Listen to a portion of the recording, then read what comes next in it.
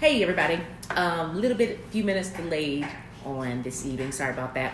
So today we're going to talk about winter wellness, what to wear, how to hydrate, and how to eat during the winter months. So I know a lot of emphasis is on summertime and hydration and really about not being dehydrated during that time, but really you can be dehydrated any time of year, and especially you can get dehydrated during the winter time because people just don't emphasize drinking more water, and they're thinking more like the hotter liquids and not thinking that they can get dehydrated during the winter. So let's talk about some things to wear. Winter can be your best friend, and it can be something that you hate. I know a lot of people, as far as cold weather, it's to the treadmill, it's indoor track, all the above, and do not like to brave the elements. But it's very important if you're going to be training for a run, walk, 5K, half marathon, ultra marathon, whatever it may be, that you actually train in the environment you're going to be running in. So you really do yourself a disservice if you spend the entire winter indoors on the treadmill, in a heated gym, in your home, and then you go out in the spring to try to run a race. You have not been able to acclimate to the air, the terrain of actually being outdoors, which is different, obviously, from being indoors. So you really won't be as prepared as you need to if you have spring races and walks that are coming up, if you don't attempt to brave the elements at least some point, within reasonable, whatever, find out what your reasonable is. And sometimes you may have to push past what your reasonable is and kind of push outside of your comfort zone as well. So let's talk about what to wear. So as far as outdoors, starting with your base layer. So that's going to be the layer that's closest to your skin, including undergarments, socks, and your first layer of clothes. So that material should be made of moisture wicking material. So it pulls the moisture away from your body. Some people are still even don't realize that you're sweating in the cold air because that air is hitting it, and then the sweat is just dissipating. But you really have to have that layer being something that is going to be moisture wicking, that it keeps sweat and everything away from you. Something that's breathable. So that's going to be things looking like breathable. It says breathable. It says dry fit.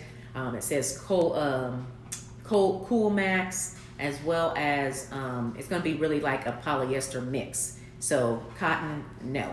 Do not have cotton as your first layer of going outside, because it does not breathe and it does not wick any type of moisture away. You'll be sopping wet underneath, and then as you get cold and sweaty, you just continue to feel cold and sweaty. So for that layer as well, if you don't have appropriate layer on there, you can be getting areas that are rubbing, causing friction, bringing moisture to those thighs that you don't want to bring to, and you could be having rubbing and different areas. And also you can have, for some of the guys, can have that junk area have a burn to it because it's just getting raw from different absorbing that moisture. And that also goes with your socks. Cotton socks, just cut them out. It don't matter if it's winter. As your first layer, definitely no cotton socks, because build up moisture, cause blisters, friction, rubbing. Cotton does just not breathe well at all. So that base layer also extends to what you have on your feet.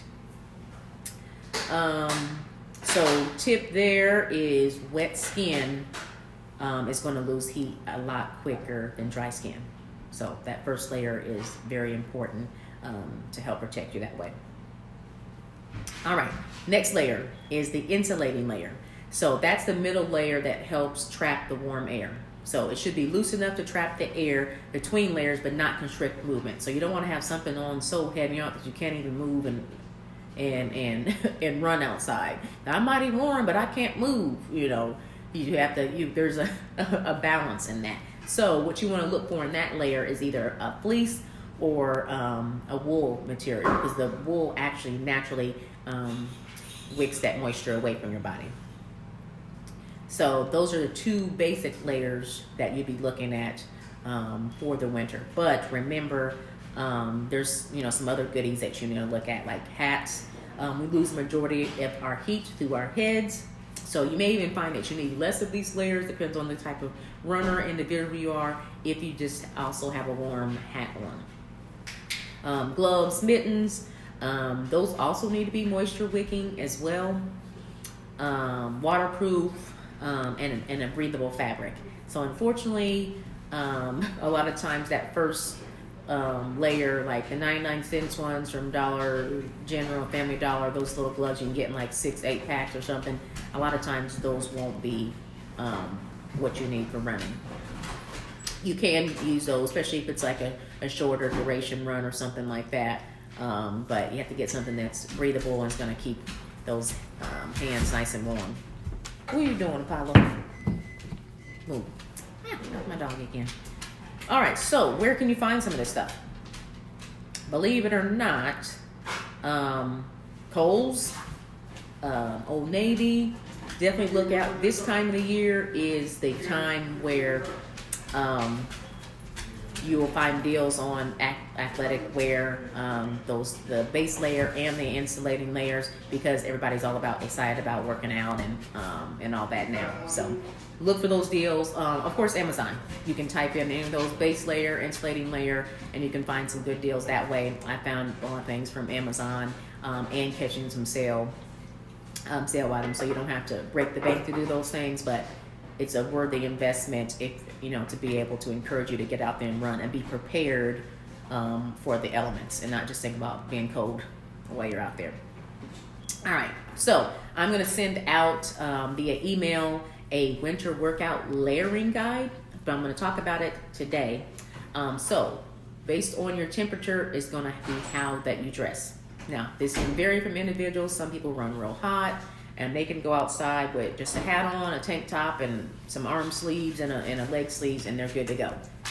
That's normally not me, especially when the temperature drops down. But you probably have seen or will see that some people will be running, especially like some of the more elite runners or individuals, that they're out there a shorter duration of time and they can handle, their body is acclimated to be able to run that way. So for temperatures greater than 50 degrees, that's normally a short sleeve shirt and shorts. That may vary. Some people may be able to do a little bit different than that, but that's just a general guideline. So, and then from 40 to 50 degrees, that's a long sleeve shirt, a cropped or 3/4 length or full length pants or tights. 30 to 40 degrees, you add a sweatshirt or a fleece, light gloves, and something for the ears. Varies. And then 20 to 30 degrees, you add a lightweight jacket, a hat, and then heavier gloves. And then if you're really ready to run in the elements, less than 20 degrees, now you have to have 2 pairs of gloves, something to cover your neck, or sometimes even the face, little face mask still. Prayers when you go out there. You know what I'm saying? But yes, be very conscious of winter watches and weather and stuff like that, and frost, because sometimes the temperature may be 20, 30 degrees, but the feels like can be quite drastically under that. So be definitely aware, and sometimes you just have to test and see what works for you as well. That's wrapped up on winter wear. Now let's talk about drinking water. Now everybody has heard drinking water over and over again. Yes, you should do that, but in the winter months, the air is drier, so you really need to focus on hydration. So you really can't rely on your thirst to be the indicator for when you should drink water. So dehydration isn't always linked to sweat. So if you're thinking, oh, I'm not sweating when I'm out there, I really, I'm okay about drinking water. But what happened is that the cold air, it keeps you from realizing that you are still sweating. And then to be able to tell if you're hydrated enough is the pee test. So the pee test is your pee should look more like a watered down lemonade and never like a tea. So if it's darker like a tea, your water game needs to step up. If it's that watered down lemonade color, your water game is on point. So that's an easy way for you to be able to test what your hydration levels look like. So also for winter running, if you normally run or walk indoors on a treadmill or on a track, during the winter you have to realize that the heat is on in the gym or it's on in your home, and it will really, in that environment, it will actually dry out your skin, and then you'll be also losing water, and also can affect how efficient your muscles work.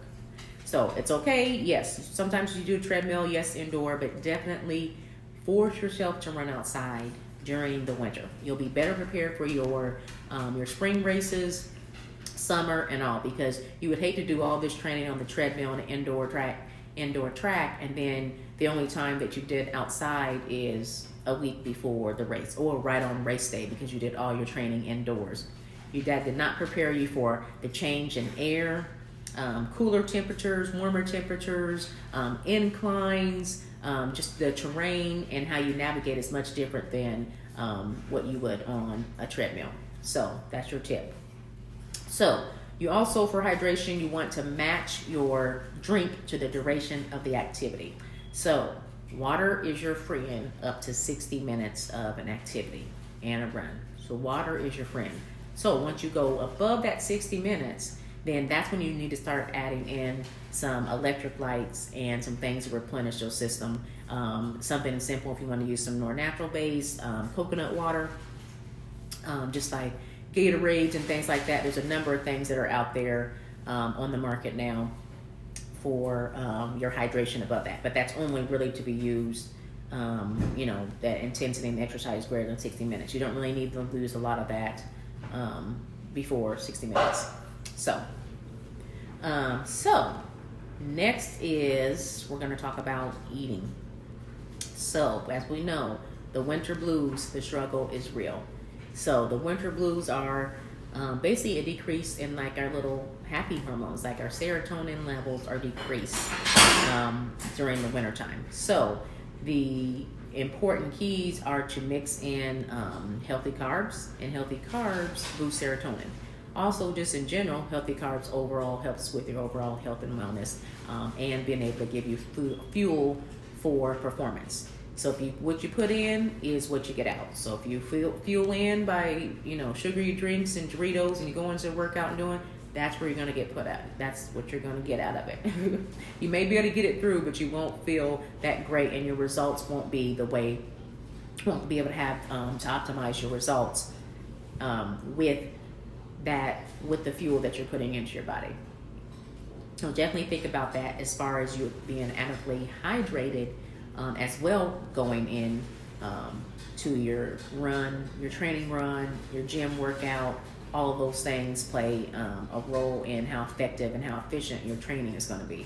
So you don't want to say, oh, I got the training plan, I'm sticking to that, but then everything else is the pot. Your hydration, your sleep, your eating, all that is gone down. So I really want to help with boosting that motivation in the wintertime, especially when it's dark in the morning. Seems like it's dark forever, not that many light hours. Your motivation can really go down in the wintertime. All right, so move out the way. Paulo, what are you doing? Oh,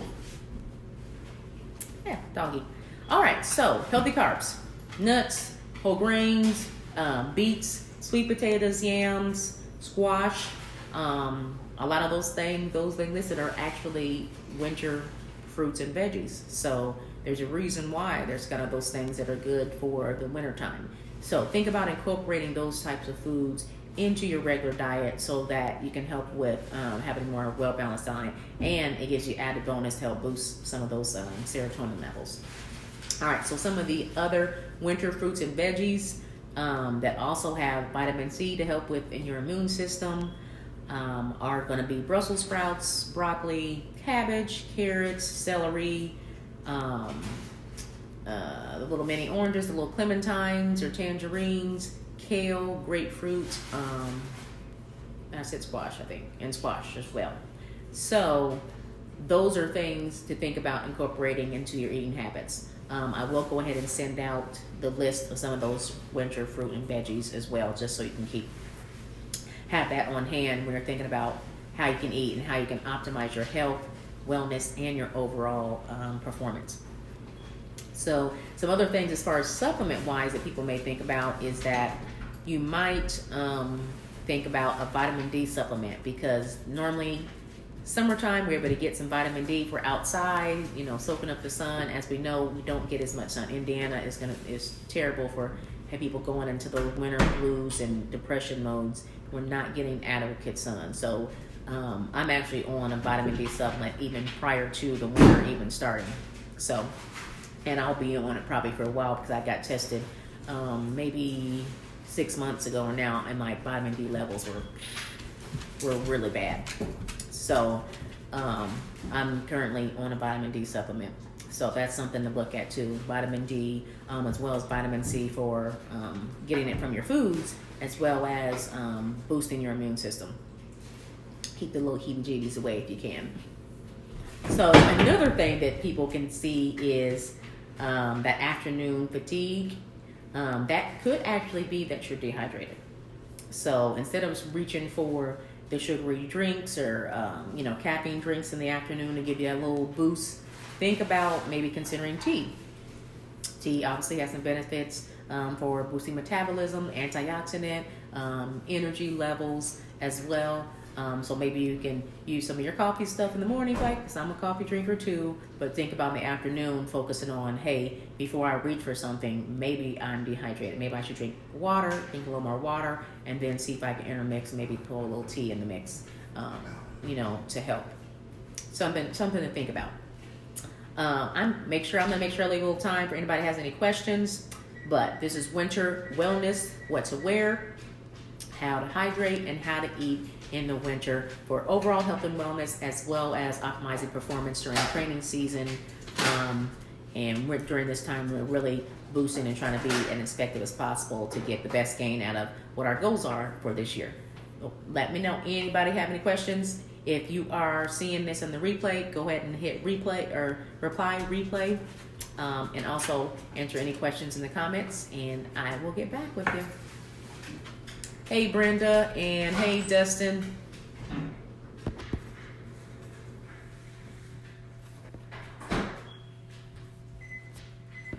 let me do that.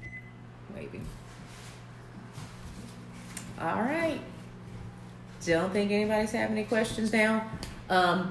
Questions, comments in the write them in the comment section. Oh, we got a creeper back there.